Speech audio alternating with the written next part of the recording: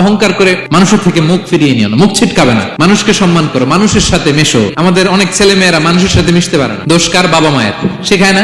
একটা সময় আমাদের মনে আছে, ছোটবেলায় মেহমান আসলে আমরা এত খুশি হইতাম, মেহমানের কাছে যাইতাম, সূরা শোনাইতাম, কবিতা শোনাতাম, এটা খেলতাম, ওটা করতাম, যাওয়ার সময় আমাদেরকে টাকা দিয়ে যেত, হায় রে খুশি। এখন দেখবেন টেনে হিসেবে মেহমানের সামনে আনা যায় না। এরকম আছে না নাই?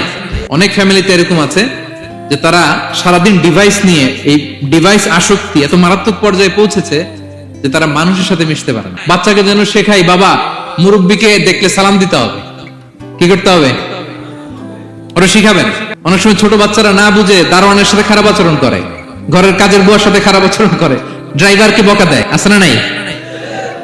ভদ্রতা, ডিসেন্ট ম্যানার আপনি শিখান নাই, তো শিখবে কোত্থেকে?